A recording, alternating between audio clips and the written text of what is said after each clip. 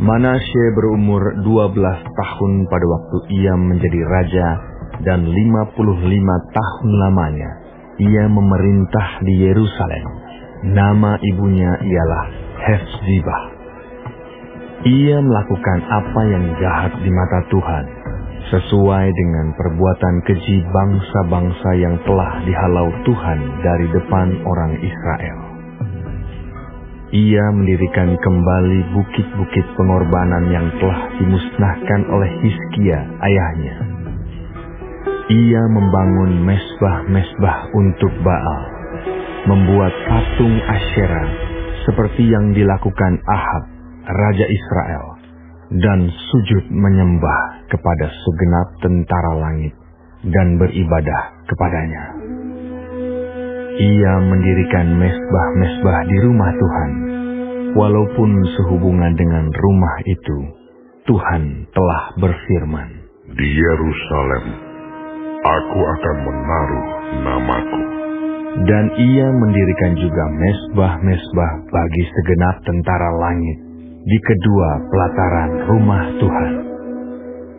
Bahkan, ia mempersembahkan anaknya sebagai korban dalam api, melakukan ramal dan telaah, dan menghubungi para pemanggil arwah dan para pemanggil roh peramal.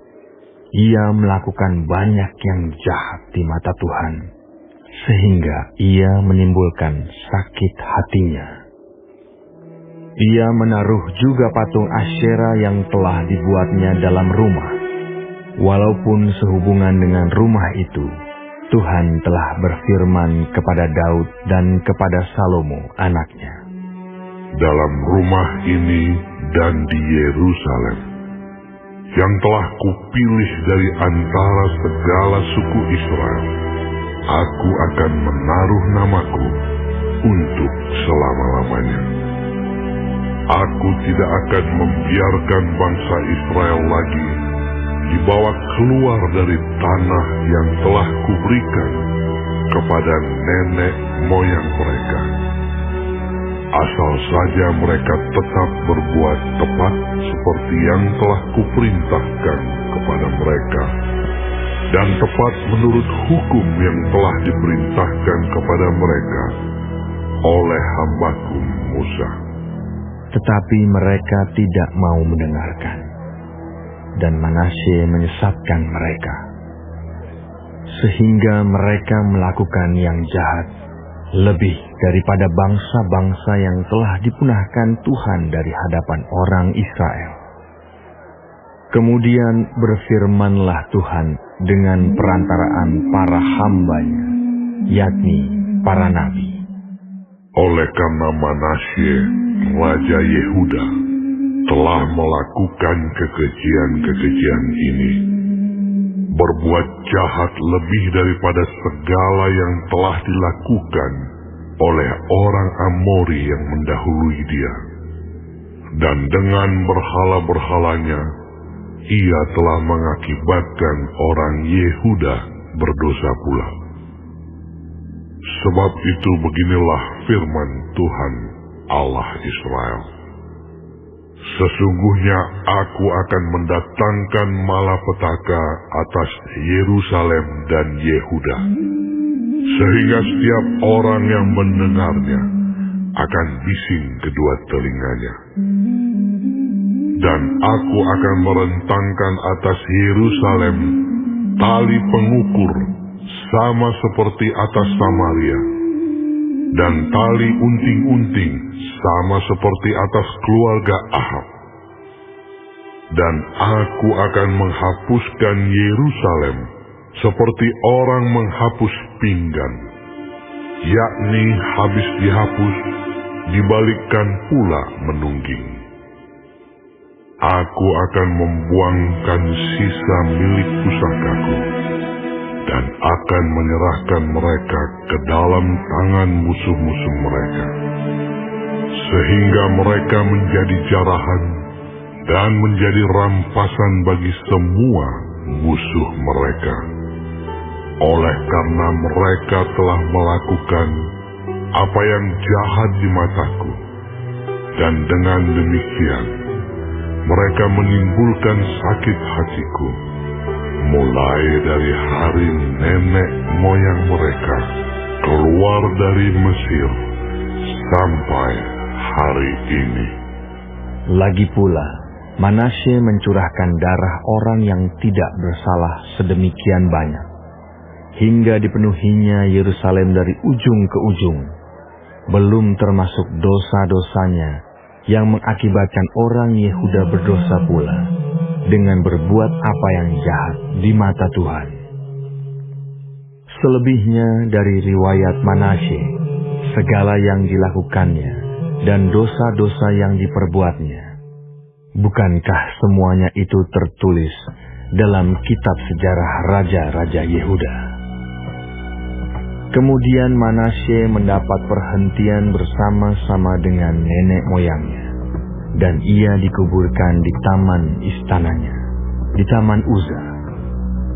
Maka Amon, anaknya, menjadi raja menggantikan dia. Amon berumur 22 tahun pada waktu ia menjadi raja, dan 2 tahun lamanya ia memerintah di Yerusalem. Nama ibunya ialah Mesulemet binti Harus dari Yotba. Ia melakukan apa yang jahat di mata Tuhan, seperti yang telah dilakukan Manasye ayahnya. Ia hidup sama seperti ayahnya dahulu, sambil beribadah kepada berhala-berhala yang disembah oleh ayahnya dan sujud menyembah kepada mereka. Ia meninggalkan Tuhan, Allah nenek moyangnya, dan tidak hidup menurut kehendak Tuhan.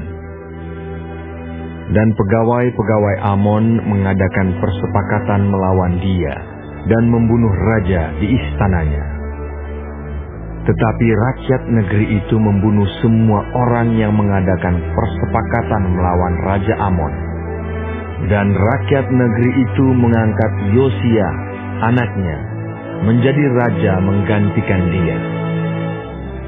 Selebihnya dari riwayat Amon, apa yang dilakukannya, bukankah semuanya itu tertulis dalam kitab sejarah raja-raja Yehuda?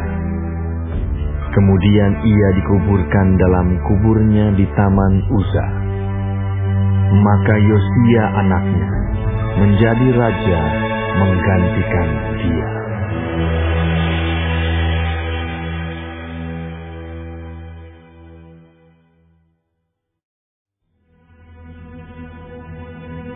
Yosia berumur 8 tahun pada waktu ia menjadi raja, dan 31 tahun lamanya ia memerintah di Yerusalem. Nama ibunya ialah Yedida binti Adaya dari Boskat. Ia melakukan apa yang benar di mata Tuhan dan hidup sama seperti Daud, bapa leluhurnya, dan tidak menyimpang ke kanan atau ke kiri. Dalam tahun yang ke-18 zaman Raja Yosia, maka Raja menyuruh Safan bin Azalia bin Mesulam, panitera itu, ke rumah Tuhan. Katanya, "Pergilah pada imam besar Hilkia. Suruhlah ia menyerahkan seluruh uang yang telah dibawa ke dalam rumah Tuhan, yang telah dikumpulkan oleh pihak rakyat, oleh penjaga-penjaga pintu. Baiklah itu diberikan mereka ke tangan para pekerja yang diangkat untuk mengawasi rumah Tuhan, supaya diberikan kepada tukang-tukang yang ada di rumah Tuhan untuk memperbaiki kerusakan rumah itu, yaitu untuk tukang-tukang kayu, tukang-tukang bangunan, dan tukang-tukang tembok, juga bagi pembelian kayu dan batu pahat untuk memperbaiki rumah itu. Tetapi tidak usahlah mengadakan perhitungan dengan mereka mengenai uang yang diberikan ke tangan mereka, sebab mereka bekerja dengan jujur." Berkatalah imam besar Hilkia kepada Safan, panitera itu, "Telah kutemukan kitab Taurat itu di rumah Tuhan." Lalu Hilkia memberikan kitab itu kepada Safan, dan Safan terus membacanya. Kemudian Safan, panitera itu, masuk menghadap raja. Disampaikannya lah kabar tentang itu kepada raja. hamba-hambamu ini telah mengambil seluruh uang yang terdapat di rumah Tuhan dan memberikannya ke tangan para pekerja yang diangkat mengawasi rumah itu. Safan, panitera itu, memberitahukan juga kepada raja. Imam Hilkiah telah memberikan kitab kepadaku. Lalu Safan membacakannya di depan raja. Segera sesudah raja mendengar perkataan kitab Taurat itu, dikoyakannya lah pakaiannya. Kemudian raja memberi perintah kepada Imam Hilkiah, kepada Ahikam bin Safan, kepada Akbor bin Mika, kepada Safan panitera itu, dan kepada Asaya, hamba raja. Katanya, Pergilah, mintalah petunjuk Tuhan bagiku, bagi rakyat, bagi seluruh Yehuda, tentang perkataan kitab yang ditemukan ini. Sebab hebat kehangatan murka Tuhan yang menyala-nyala terhadap kita. Oleh karena nenek moyang kita yang tidak mendengarkan perkataan kitab ini, dengan berbuat tepat seperti yang tertulis di dalamnya. maka pergilah Imam Hilkiah, Ahikam, Akbor, Safan dan Asaya kepada Nabiah Hulda, istri seorang yang mengurus pakaian-pakaian, yaitu Salum bin Tikwa bin Harhas. Nabiah itu tinggal di Yerusalem, di perkampungan baru. Mereka memberitakan semuanya kepadanya. Perempuan itu menjawab mereka, Beginilah firman Tuhan Allah Israel.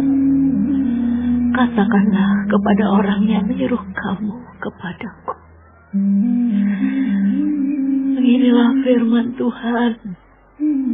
Sesungguhnya aku akan mendatangkan malapetaka atas tempat ini dan atas penduduknya, yakni segala perkataan kitab yang telah dibaca oleh Raja Yehuda, karena mereka meninggalkan aku dan membakar korban kepada Allah lain dengan maksud menimbulkan sakit hatiku dengan segala pekerjaan tangan mereka. Sebab itu kehangatan murkaku akan bernyala-nyala terhadap tempat ini dengan tidak padam-padam. Tetapi kepada Raja Yehuda yang telah menyuruh kamu untuk meminta petunjuk Tuhan, harus kamu katakan demikian. Beginilah firman Tuhan Allah Israel mengenai perkataan yang telah kau dengar itu. Oleh karena kau sudah menyesal dan kau merendahkan diri di hadapan Tuhan pada waktu engkau mendengar hukuman yang kufirmankan terhadap tempat ini dan terhadap penduduknya, bahwa mereka akan mendahsyatkan dan menjadi kutuk. Dan oleh karena engkau mengoyakkan pakaianmu dan menangis di hadapanku, aku pun telah mendengarnya. Demikianlah firman Tuhan. Sebab itu, sesungguhnya aku akan mengumpulkan engkau kepada nenek moyangmu, dan engkau akan dikebumikan ke dalam kuburmu dengan dan matamu tidak akan melihat segala malapetaka yang akan kudatangkan atas tempat ini. lalu mereka menyampaikan jawab itu kepada raja.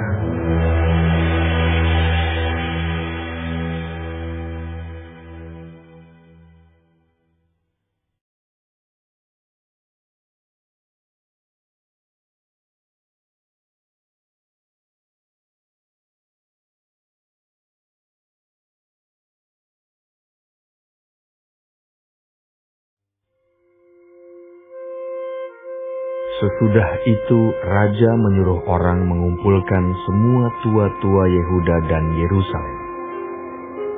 Kemudian pergilah raja ke rumah Tuhan, dan bersama-sama dia semua orang Yehuda dan semua penduduk Yerusalem, para imam, para nabi, dan seluruh orang awam, dari yang kecil sampai yang besar. Dengan didengar mereka, ia membacakan segala perkataan dari kitab perjanjian yang ditemukan di rumah Tuhan itu. Sesudah itu, berdirilah raja dekat siang, dan diadakannyalah perjanjian di hadapan Tuhan untuk hidup dengan mengikuti Tuhan, dan tetap menuruti perintah-perintahnya, peraturan-peraturannya, dan ketetapan-ketetapannya dengan segenap hati dan dengan segenap jiwa, dan untuk menepati perkataan perjanjian yang tertulis dalam kitab itu. Dan seluruh rakyat turut mendukung perjanjian itu. Raja memberi perintah kepada imam besar Hilkia dan kepada para imam tingkat 2 dan kepada para penjaga pintu untuk mengeluarkan dari bait Tuhan segala perkakas yang telah dibuat untuk Baal dan Asyera dan untuk segala tentara langit. Lalu dibakarnyalah semuanya itu di luar kota Yerusalem, di padang-padang Kidron, dan diangkutnyalah abunya ke Betel. Ia memberhentikan para imam dewa asing yang telah diangkat oleh raja-raja Yehuda untuk membakar korban di bukit pengorbanan di kota-kota Yehuda dan di sekitar Yerusalem. Juga orang-orang yang membakar korban untuk Baal, untuk dewa matahari, untuk dewa bulan, untuk rasi-rasi bintang, dan untuk segenap tentara langit. Dibawanyalah tiang-tiang berhala dari rumah Tuhan keluar kota Yerusalem ke sungai Kidron. Lalu dibakarnya di situ dan ditumbuknya halus-halus menjadi abu. Kemudian dicampakkannya abunya ke atas kuburan rakyat jelata. Ia merobohkan petak-petak pelacuran bakti yang ada di rumah Tuhan, tempat orang-orang perempuan bertenun sarung untuk Asyera. Disuruhnyalah datang semua imam dari kota-kota Yehuda, lalu ia menajiskan bukit-bukit pengorbanan, tempat para imam itu membakar korban, dari Geba sampai Berseba.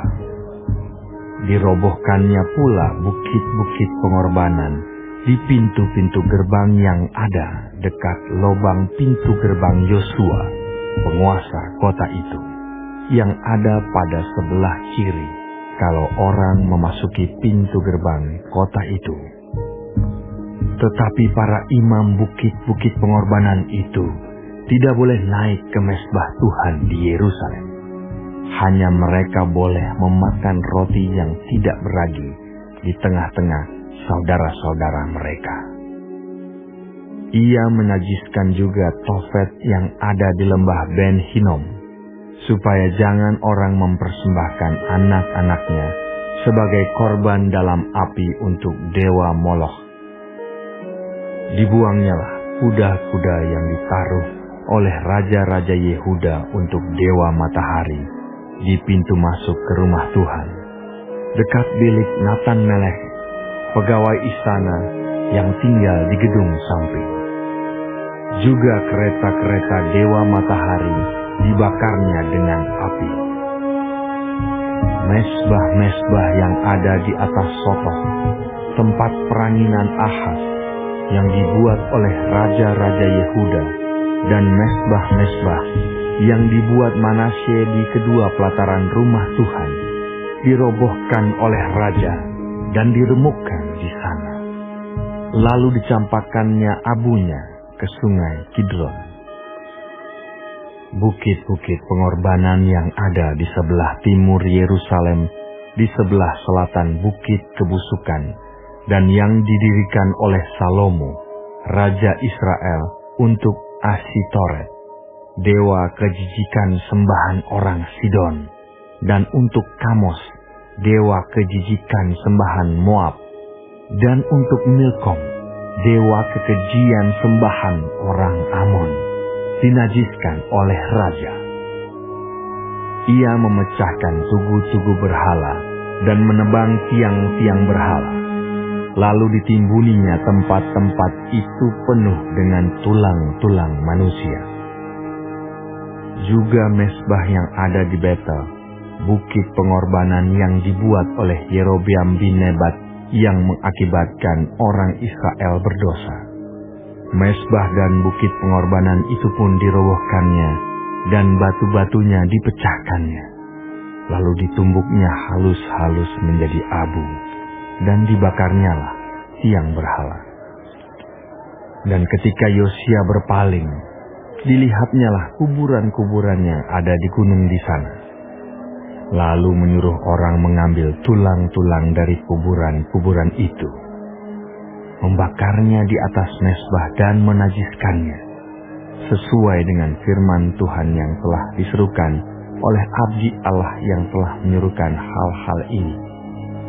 Ia berkata, apakah tanda keramat yang kulihat ini?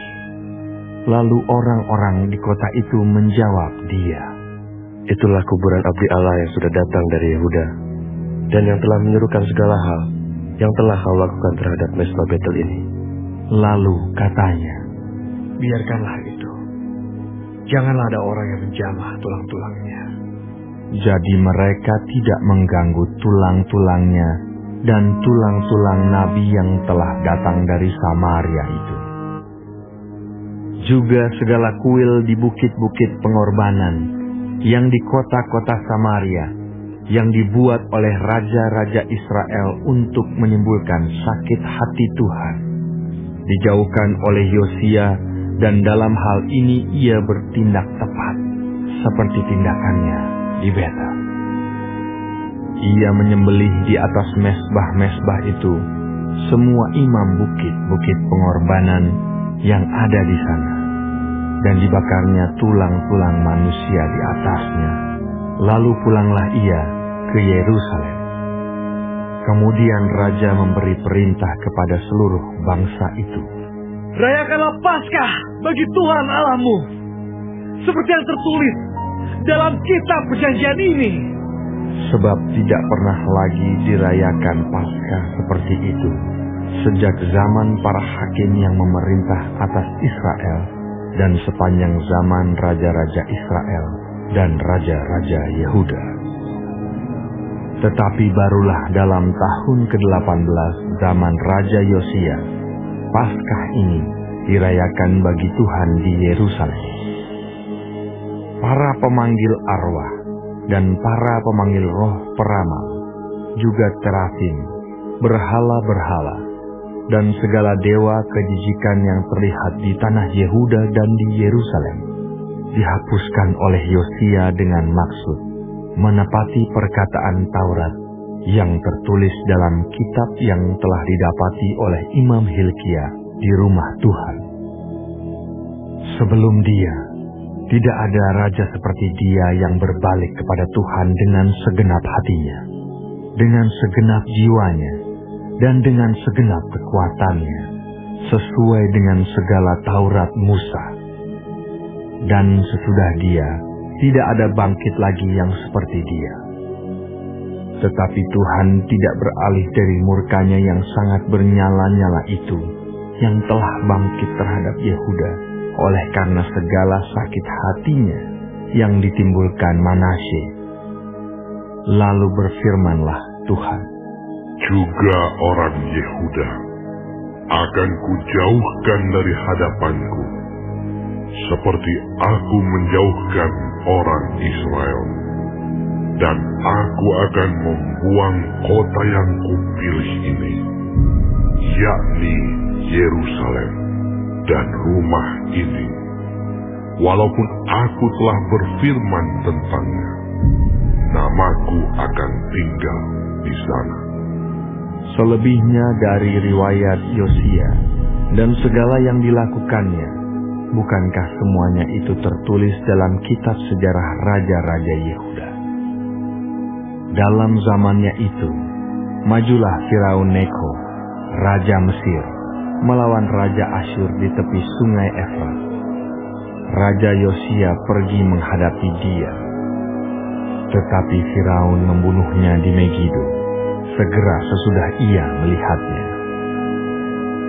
Pegawai-pegawainya mengangkut mayatnya dengan kereta dari Megido dan membawanya ke Yerusalem. Kemudian mereka menguburkannya dalam kuburnya sendiri. Maka rakyat negeri itu menjemput Yoahas, anak Yosia, mengurapi dia dan mengangkat dia menjadi raja menggantikan ayahnya.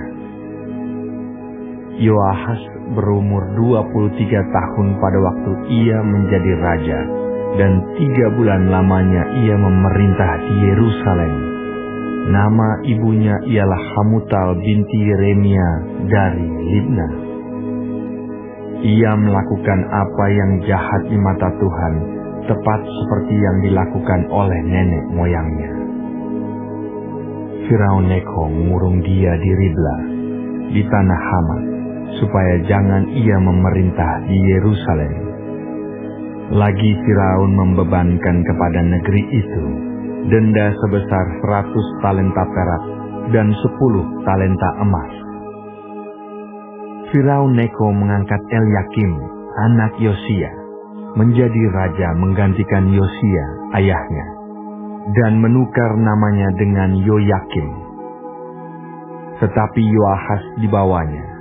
Yoahas tiba di Mesir dan mati di sana.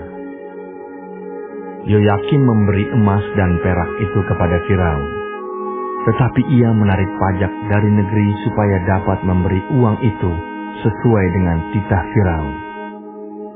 Ia menagih emas dan perak itu dari rakyat negeri, dari setiap orang menurut jumlah ketetapan pajaknya, untuk memberikannya kepada Firaun Neko.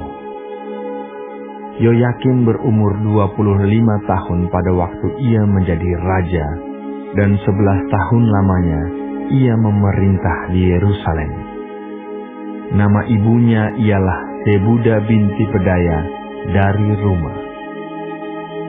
Ia melakukan apa yang jahat di mata Tuhan, tepat seperti yang dilakukan oleh nenek moyangnya.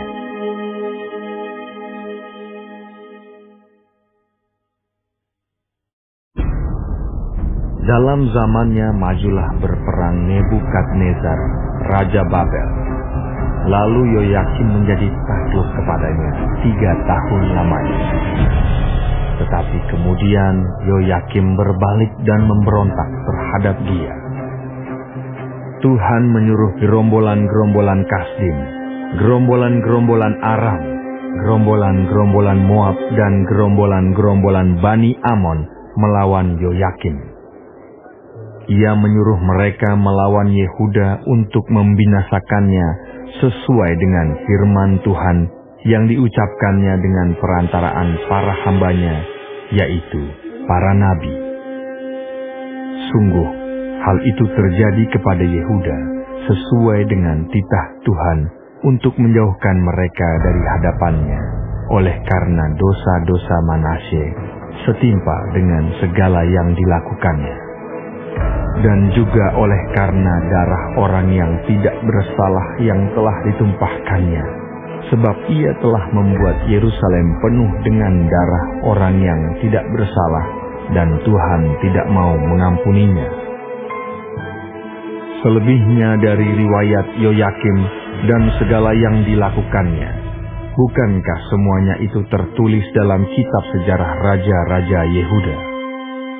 Kemudian Yoyakim mendapat perhentian bersama-sama dengan nenek moyangnya. Maka Yoyakim, anaknya, menjadi raja menggantikan dia. Raja Mesir tidak lagi keluar berperang dari negerinya, sebab Raja Babel telah merebut segala yang termasuk wilayah Raja Mesir, mulai dari sungai Mesir sampai ke sungai Efrat. Yoyakin berumur 18 tahun pada waktu ia menjadi raja, dan 3 bulan lamanya ia memerintah di Yerusalem. Nama ibunya ialah Nehusta binti Elnatan dari Yerusalem. Ia melakukan apa yang jahat di mata Tuhan, tepat seperti yang dilakukan ayahnya. Pada waktu itu, majulah orang-orang Nebukadnezar, Raja Babel, menyerang Yerusalem dan kota itu dikepung. Juga Nebukadnezar, Raja Babel, datang menyerang kota itu, sedang orang-orangnya mengepungnya. Lalu keluarlah Yoyakin, Raja Yehuda, mendapatkan Raja Babel. Ia sendiri, ibunya, pegawai-pegawainya, para pembesarnya, dan pegawai-pegawai istananya. Raja Babel menangkap dia pada tahun yang ke-8 dari pemerintahannya. Ia mengeluarkan dari sana segala barang perbendaharaan rumah Tuhan dan barang-barang perbendaharaan istana raja. Juga dikeratnya emas dari segala perkakas emas yang dibuat oleh Salomo, Raja Israel, di bait Tuhan seperti yang telah difirmankan Tuhan. Ia mengangkut seluruh penduduk Yerusalem ke dalam pembuangan, semua panglima dan semua pahlawan yang gagah perkasa, 10.000 orang tawanan, juga semua tukang dan pandai besi. Tidak ada yang ditinggalkan, kecuali orang-orang lemah dari rakyat negeri.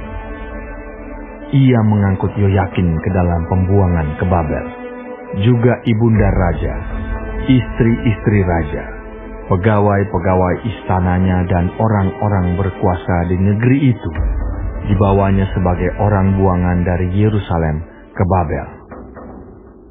Semua orang yang gagah perkasa, 7.000 orang banyaknya, para tukang dan para pandai besi, 1.000 orang banyaknya, sekalian pahlawan yang sanggup berperang, dibawa oleh Raja Babel sebagai orang buangan ke Babel. Kemudian Raja Babel mengangkat matanya, paman Yoyakin, menjadi raja menggantikan dia dan menukar namanya menjadi Zedekia. Zedekia berumur 21 tahun pada waktu ia menjadi raja, dan 11 tahun lamanya ia memerintah di Yerusalem. Nama ibunya ialah Hamutal binti Yeremia dari Libna. Ia melakukan apa yang jahat di mata Tuhan, tepat seperti yang dilakukan Yoyakin. Sebab oleh karena murka Tuhanlah terjadi hal itu terhadap Yerusalem dan Yehuda, yakni bahwa ia sampai membuang mereka dari hadapannya. Zedekia memberontak terhadap Raja Babel.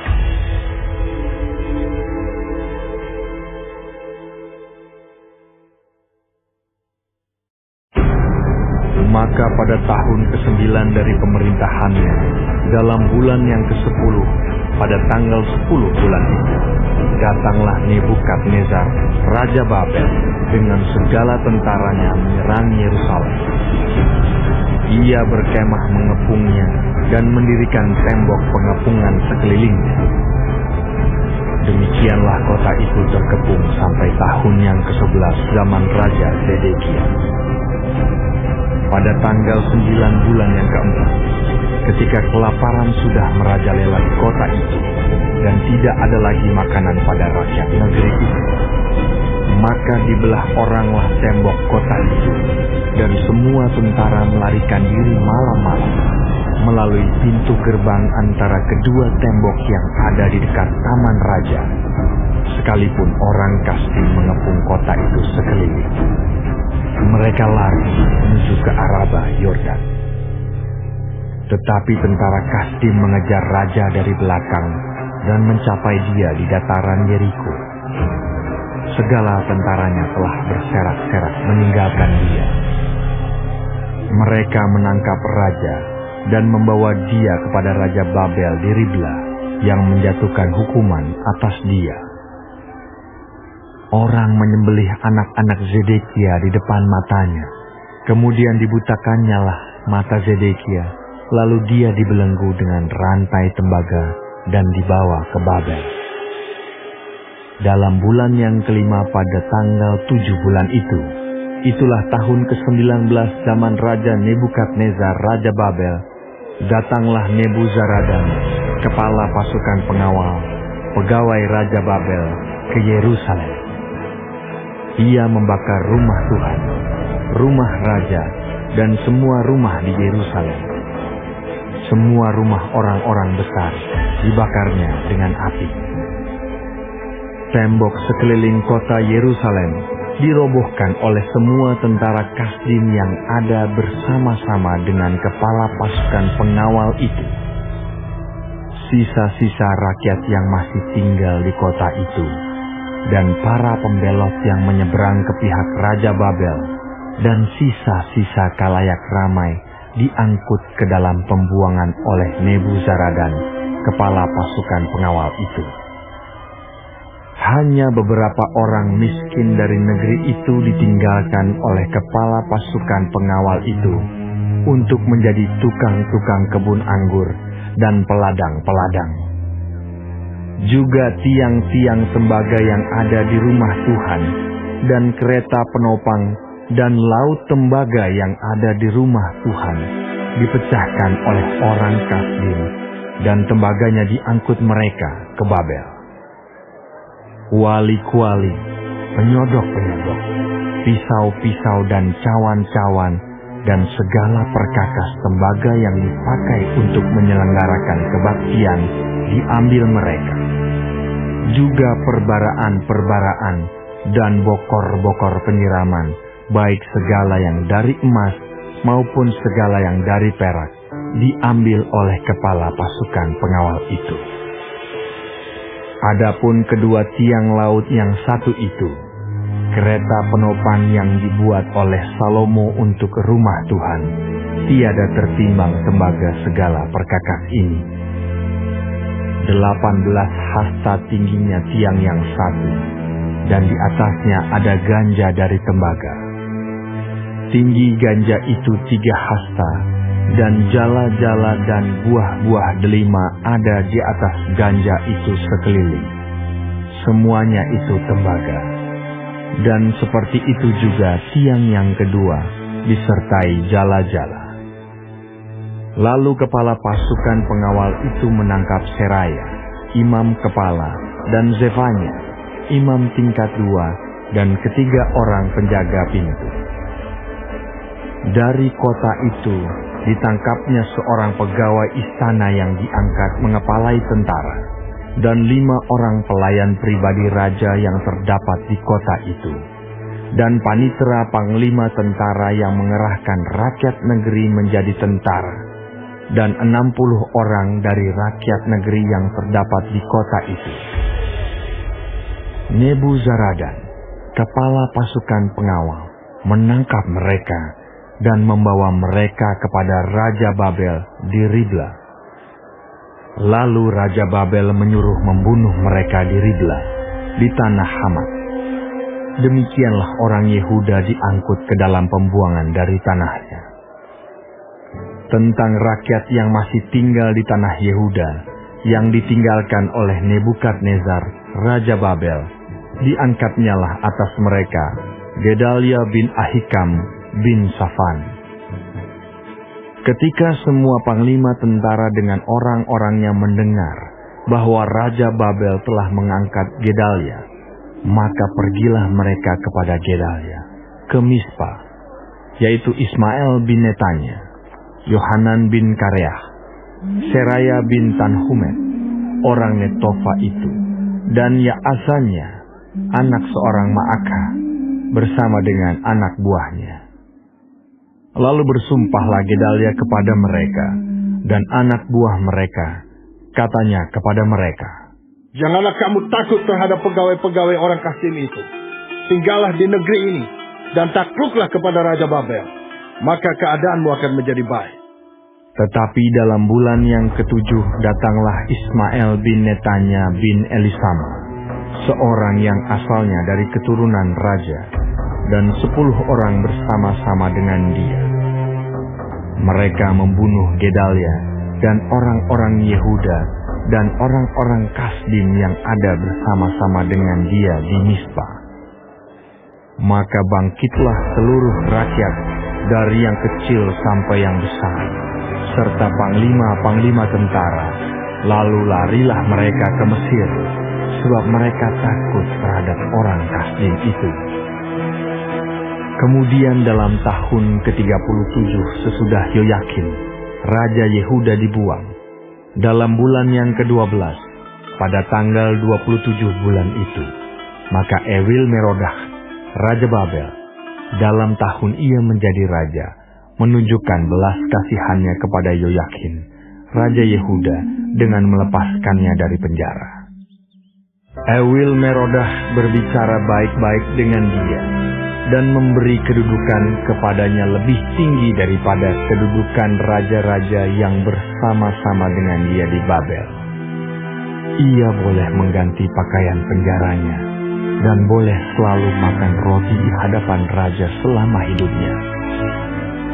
Dan tentang belanjanya, raja selalu memberikannya kepadanya, sekadar yang perlu tiap-tiap hari selama hidupnya.